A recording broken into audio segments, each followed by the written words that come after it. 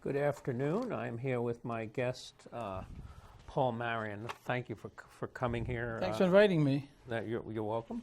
And I'll read you a brief introduction to Paul Marion. Paul is the author of several collections of poetry, including What is the City, and editor of Atop and Underwood, Early Stories and Other Writings by Jack Kerouac. His recent book, Mill Power, documents the impact of the National Park in Lowell. He is a graduate of the University of Massachusetts in Lowell and studied in the creative writing program at the University of California in Irvine. He has been active in the transformation of Lowell from a struggling post-industrial city to the vital urban center. His poems and essays have appeared widely in the Alaska Quarterly, the Massachusetts Review, Slate, the Christian Science Monitor, Yankee, and many others. He lives in Lowell, and he has the Loom Press that since 1978 that's put out books of poetry, fiction, and nonfiction.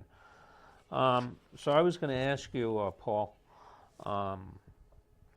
I strongly identify with my city of Somerville, and obviously you strongly identify with Lowell. And you wrote in the book that Lowell is as good as any place to understand America. How so? Well, I think, in a way you could say that about wherever you are. Right. If you look sort of deep enough. But I mean, I would think Lowell is might be better than Malibu, California. Yes, right, exactly. The interesting thing about Lowell is, it's considered a little big city by a lot of the people who know the community, and by that, we mean that it has a kind of national, even global profile, as well as being, a place in Massachusetts. You mentioned the book I wrote about the national park.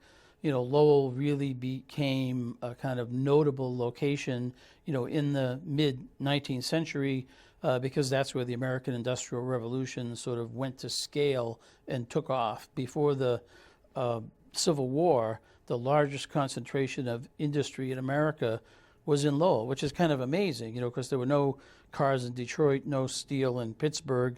There was shipbuilding on the coast, but the concentration of factories, textile factories in Lowell, was like the most massive factory presence in the whole country.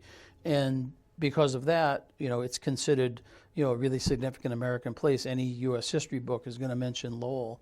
But then out of that, came a kind of fascinating sort of historical chronicle with the kinds of people who sort of emerged from the city, the roles they played in American history, whether it was Civil War or in government. And then Lowell attracted, particularly in its heyday, Emerson and Thoreau and Dickens, and everybody had to see Lowell. It was like the Silicon Valley, of the mid-19th century. That was the high tech, was the mechanized looms.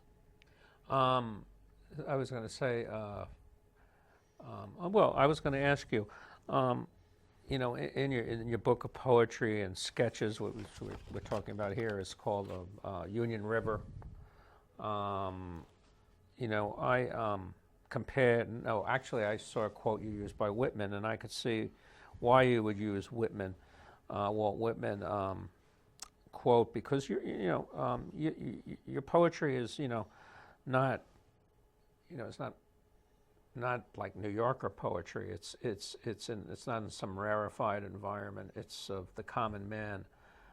Maybe can you comment on that? On that? Do you find Whitman took everything in? It seems that you took everything in, kitchen sink, in your poetry, the images and things like that. Yeah, I mean, I'm interested in the American experience. I'm sort of fascinated by my own place in the American narrative. There's a poem in there called The Blackfeet Indian Pencil, and it sort of weaves back and forth, looking at the origins of my family name, and even though I come from immigrants from Québec, because of Francis Marion, the swamp fox of the Revolutionary War.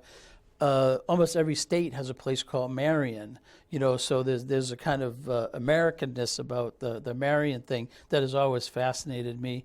But then, as a writer, as someone, I came kind of to consciousness, with a kind of political awareness. I was one of the first things I remember is President Kennedy, doing his, inaugural speech, and Robert Frost is there, and here's Kennedy. I remember vividly when he was shot. I was in the car, and my mother was started crying uncontrollably. Yeah. I was wondering what happened. Yeah, but I was 6, when President Kennedy was elected. But there was a sense of being part of the public experience. I identified with that, and I was on a kind of sort of political path. I was a political science major, in college, but then writing, sort of opened up to me, and I ended up, kind of going. You're doing both. Doing both, really. Yeah.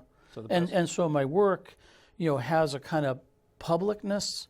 It always has, and I've also, some of the most important writers for me early on, people like William Carlos Williams, Carl Sandburg, even Big Frost, of course.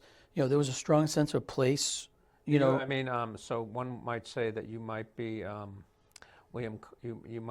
Lowell might be your Paterson, New Jersey, like William. Oh yeah, absolutely. I was fascinated by the way Williams sort of drilled down, where he was, and that was very important for me to see that, and then another big influence with me was Gary Snyder, and Snyder was writing these. In addition to his poems, he was writing these essays in Turtle Island. He was writing about poetry community. He's saying, you have to have kind of, a sense of your place in the community. As a poet, there's a role for the poet in sort of shaping the community consciousness, and you need to sort of dig in and make a difference somewhere. Mm-hmm. And even your wife, a charming woman who I met, she's in the very much embedded in Lowell and she's in a nonprofit that works for housing, things of that nature. Economic development group called the Lowell Plan, and she's been there, for many years. And both of us, have this sort of strong sense of, community engagement. And then we were talking earlier, and that was my job at UMass Lowell for 25 years. I was the community engagement guy. I was the town and gown guy, the community relations director there, and so in a way, I was sort of in politics, in the political sphere, but not in an elected role. Yeah. Okay. Now, I noticed, of course, that we all know Kérouac is a Lowell native, and I believe Sexton studied at a secondary school in Lowell, Anne Sexton. She did. Rogers Hall, it was called. She was there as a teenager and published some poems in the literary magazine there. Okay. And first off, can you give me a bit of, if I was to say, give me a bit of history of the literary history of Lowell? You touched on it in the previous question, but I mean, if you... Yeah. Well, so there's sort of two strands early. Lowell, sort of pre-Lowell, it was an Indian settlement called Wamasett. Yeah. The Merrimack and Concord rivers came together. It was an important fishing ground, southern capital for the Pennacook Indians. They were roaming from Concord, New Hampshire to Lowell, to Wamasett. So you have the Indian history, and then around in the 1640s you start to have colonial settlement. But then things change in 1820 when industrialists decide they're going to invest in this sort of innovative factory complex. In Lowell, it's going to be new manufacturing center in America, the first time. And Lowell is where the Industrial Revolution really takes off. If you look in, does that fit with the literary history? Well, because Lowell becomes this industrial powerhouse, it's the second. By the mid 1800s, it's the second biggest city in Massachusetts, and so.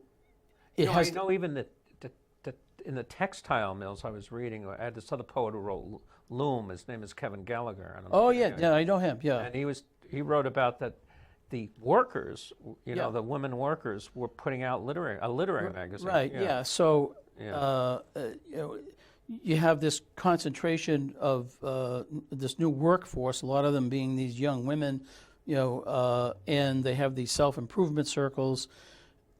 One of the things that develops is a literary magazine called the Lowell Offering. And so the women, they're working, 12, 14 hours a day, but then they're getting together in kind of literary circle and, with some backing, from some of the commercial interests in town, they get money to do this magazine. And they start writing, with a serious intent. And when Dickens, because, everybody wants to see the model factory city in America, Charles Dickens comes in 1842, and Dickens picks up a stack of the Lowell Offering magazine, ends up writing about it in his American notes about that trip, and praises it. All of a sudden, the Lowell Offering, has this international profile. So you have, this sort of homegrown literary thing that's starting to happen, but then because Lowell is developing as a kind of cosmopolitan, urban, center, it's attracting, Dickens and Edgar Allan Poe. Emerson does 20 lectures in the city. What's Poe's connection with Lowell? So Poe made 3 visits in the 1840s because Lowell was on the Lyceum circuit, because it was big enough and had a emerging kind of sophisticated, culture. It had an intellectual life.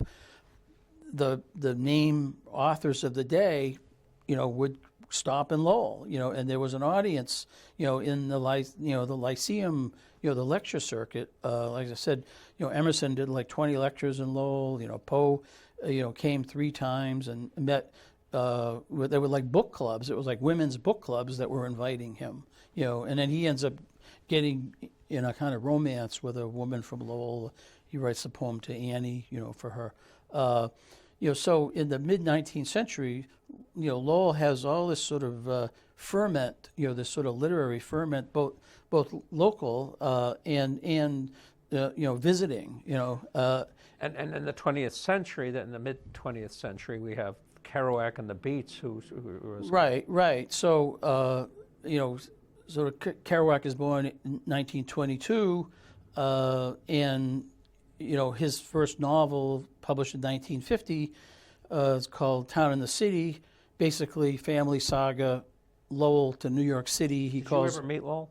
Kerouac. I'm sorry. No, I was in high school when he died. Yeah. So, but he would have been like the age of my uncles. Yeah. My mother was in kindergarten with him. Yeah. He was just from the same French Canadian parish that I was born in. So, he was a familiar sort of figure for me, although I didn't know about him until he died. Did your mother who stayed with or went to school with him? But they were just kids, so they She never knew him after. no, they didn't know him. Yeah. But anyway, so we have Lowell and the Beats, and Right. Yeah. And in fact, you edited an early Atop Atop and Underwood. Yeah, I had these were early stories by Lowell. Yeah. By Kerouac. Yeah. What happened is when Kerouac's third wife, who was a woman from Lowell, when she died in 1990, one of her brothers was named executor of the estate, and he asked me to kind of come in and help inventory the papers, which had all been sort of secreted away, since 1969, when Kerouac had died. Nobody had seen this. Where are his papers now? They're all at the New York Public Library. Okay. Yeah, but at the time, they were still in Lowell, and so I was asked to come in to help inventory the papers. This was around 1990, 91. Out of that experience, I was able to propose to the estate doing a collection of his early writings, which included some short stories that he Tell had. me, those short stories, and when you say these are very early writings, right? Did it have hints of what his greatness would be? I mean, Oh, absolutely. So the title Atop and Underwood comes from a projected set of stories that he imagined completing and publishing when he was 19 years old. He was living in Hartford, Connecticut, first time kind of on his own. He rented an Underwood typewriter, and so he was. I didn't know he was in Hartford. What did he do there? He was working in a service station. Okay. A friend of his from Lowell was a mechanic, and he got him a part-time job. So he was dropped out of Columbia at the time. So he was living in Hartford, and he was just writing, like crazy. And he had this thought that he was going to do this collection of stories, and he was going to call it Atop and Underwood. He had rented an Underwood typewriter. But what you see in those stories, it's like prefigures everything that comes later. He's already writing in a kind of spontaneous fashion. He's writing things set at Hartford that kind of anticipate on the road. It's just amazing. He has all it's interesting the you tools. say Hartford because I'm not a scholar of Kerouac, but I never heard much about Hartford. Yeah, no, it's sort of a little known sort of episode. He was there for like 10 weeks or something like that, okay. but it was really pivotal. Because as I said, it was the first time he was sort of on his own. In an apartment with a typewriter, and he had dropped out of Columbia, and it was sort of making a commitment to being a writer. So anyway, the core stories that he had there, I took those and then looked at a lot of his early work up to the time he was 21, because I wanted to show in the book the writer Kerouac was before he laid eyes on Ginsberg and Burroughs. And Burroughs said, well, one would assume that he got all that stream of consciousness from Ginsberg, and that's the influences there. Now he had when he's 18 in 1940, he wrote a piece called a play I want to write, and he says I'm going to wait for a spontaneous burst of passion and rush to my typewriter and write about life as life is, which is basically what he did for the whole rest of the time he was alive.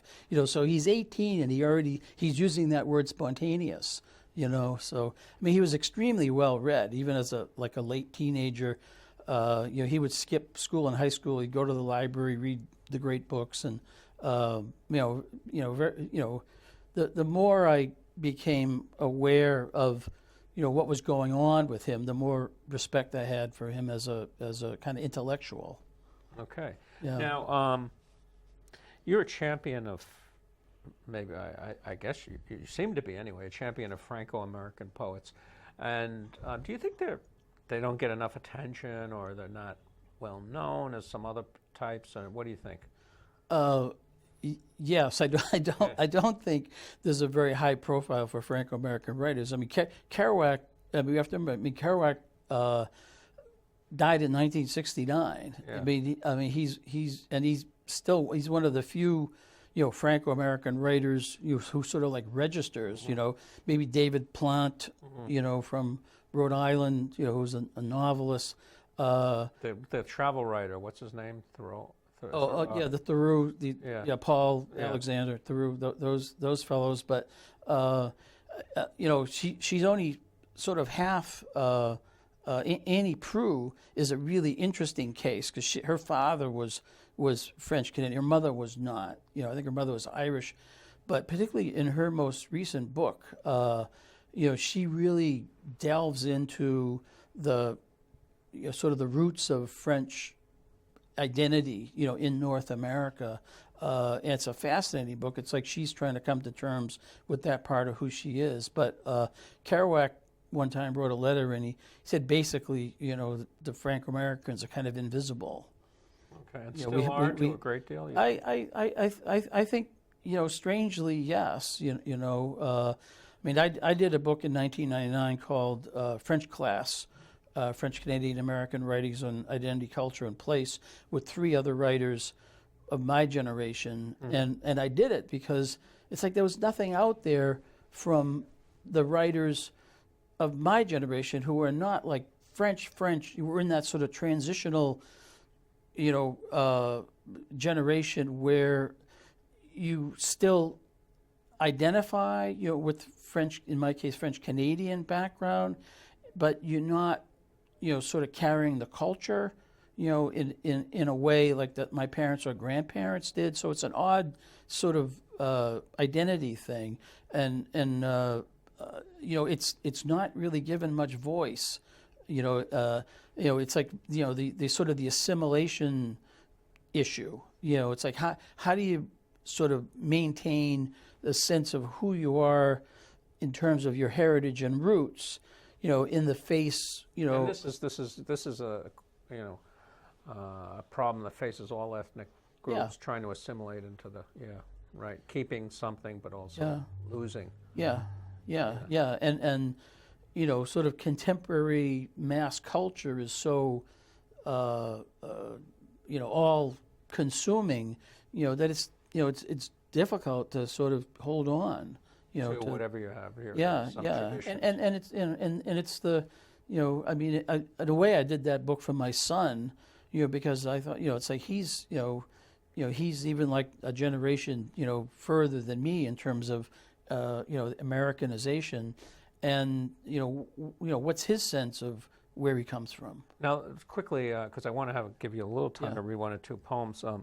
But the Loom Press has been going on, the press you have from 1978 on. What's the mission statement of the Loom Press, which you founded? We emphasize writers and subjects from our region. The region I would define as sort of the Merrimack River sort of bioregion, to kind of take a Gary Snyder sort of cut on it. It's kind of watershed, like the Merrimack River watershed, sort of southern Merrimack River. And when I looked around in the 1970s, there just wasn't, very much going on, in terms of publishing and writing. And I saw, there was a kind of gap, and I said, well, maybe I can make a contribution, with some small scale publishing, encourage some writers, not to be provincial about it, because, we've actually identified and helped, some people who, have done very, very well and are significant writers, like Tom Sexton, who, Michael Casey, Matt Miller. We published his first book. With his second book, he won the Vassar Miller Prize at University of North Texas Press for his book Club Icarus. Kate Hansen Foster, who has done next week, work, with you. Her book Midriff was named one of the must-read books by the Massachusetts Center for the Book a couple of years ago when it came out. So, these are writers, to kind of reckon with, but they weren't much known, in their sort of home base. All right. I want you to read something from your new Sure. book, Union River, that can be brought at loompress.com. Is that how Loom Press? We're distributing it, also small press distribution. The publisher is Amazon and all that stuff. The publisher is Bootstrap Press, which is another small press in Lowell that these guys have done great stuff. Why don't you read a few poems that we have? Okay. Of your choice. Something in particular? I had my favorites, but the thing about I like the one on Harvard Square you did. You have this very sort of short lines, a lot of images. With this, I've done a lot of writing about Lowell, but I wanted to remind people that I do think of myself as an American writer, and of course, we sort of aspire to have a larger readership. And I was getting a little bit in a pigeonhole. I'd written the history book about Lowell, and then my previous book was a kind of sort of retrospective of Lowell writing. So with this one, this is like my State of the Union. Yeah. Okay. Yeah. So this is the Yellow Gate, and it's actually a reference to what used to be the Joy Movement Center. Oh yeah, I remember. And so this is set in the evening in Cambridge. We crossed Harvard Square at twilight. Bluegrass troubadours caught coins in an alley. Our lemonade at the Café Algiers was tall and sour. We kept our voices down. At slim tables, Knight's royalty sip pomegranate soda. New Yorker couples puff twin, thin cigars. A temptress who could have ruled a sandy country ordered a cup of goat yogurt, and next door, jugglers tossed fire outside the place with the yellow gate. Women upstairs would peel sheer grace if they were bells. A man stretches muscle strings into a physical region where the dance will decide what the body can do. In this great well of action, rhythm bounds out of beings as if they were trees releasing their inner rings. Nice. How about a quintessential Lowell poem? Oh, yeah, okay. So here's, let's see. Here's a kind of, it's a work poem, but it's not a mill, sort of a textile mill poem. It's called Majestic Linen. The idea here is that the contemporary linen workers kind of hark back to the mill workers. Okay. In a subterranean room, roaring like a jet, Sunday workers feed or unload machines, busy in twos and threes at their stations.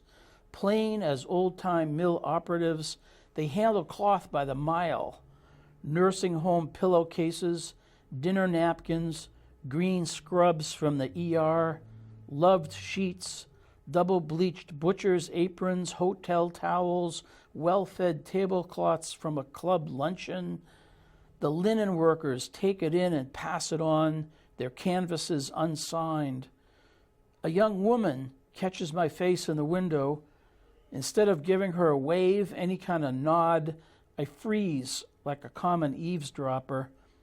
She turns back to her work, what most of us won't see unless we're in the flats at the hour of the early mass, following the drone of automatic washers to a sunrise service recognized worldwide. Their names are in the phone book with ours. We get the job done. We know the drill by heart. We press and fold the linen before it's loaded onto trucks bound for back doors across the city. Nice. I'm going to Cape Cod in Provincetown with my wife, and so there was one about people picking up trash I liked on the near the Bourne Bridge. Oh, yes. So I'll be looking for them. Yeah. Let me pick that out. Yeah. This is called Trash Pickers by the Cape Highway. Triumphant music pouring forth as my car glides over the Sagamore Bridge. Scrub pine off the highway. The trash pickers of Scusset have pilgrim sand in their cuffs. Orange safety belts across their backs, yellow plastic bags of junk. The gray cape, a wide whale sky. I want to see the result of my work. I want to do a simple job and like it. Thank you, Paul.